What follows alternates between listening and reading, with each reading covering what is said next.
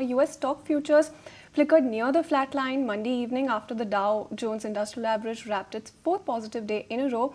So when you look at the regular day trading session, during Monday's main trading session, the Dow rose nearly 0.5%, S&P 500 gained 1%, and Nasdaq as well advanced roughly 1.2%. Both indexes, in fact, closed higher for a third consecutive session. Now, investors carried over their bullish sentiment from Friday when the latest non-farm payrolls data showed that job growth came in below expectations in April and unemployment also ticked higher. Now, the results alleviated concerns that the economy was too hot and raised optimism around rate cuts as well from the Federal Reserve. Now, Tuesday, of course, will be relatively quiet on the economic front with just consumer credit data from March scheduled for release in the afternoon. When you look at Europe, then European markets closed higher as traders continued to assess the possibility of rate cuts after softer than expected US jobs data. So at market close, the French CAC 40 was up about 0.5%. German DAX as well was also higher by almost 1%, and UK's FTSE was closed for a public holiday.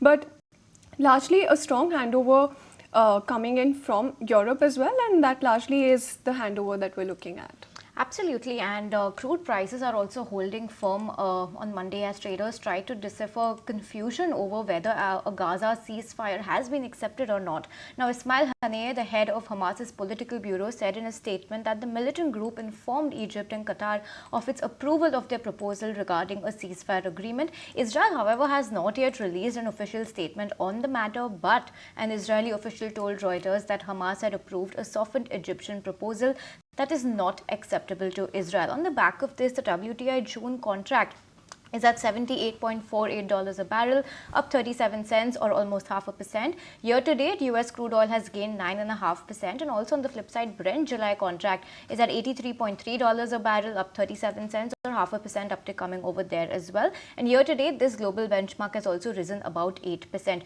Remember, oil dropped more than 6% last week as traders rolled back geopolitical risk premium on fears of war between Iran and Israel, and as crude inventories in the US surged on weaker demand. On the flip side, let's also take a look at what gold is up to, and gold prices have climbed more than 1% yesterday as the US dollar weakened after softer than expected US jobs data fueled expectations of potential interest rate cuts by the Fed Reserve later this year. Spot gold has risen almost 1% to $2,325.4 per ounce, and gold has also found support from the ongoing tensions in the Middle East, with Israel's military operation in Rafah adding a layer of uncertainty to the markets as well.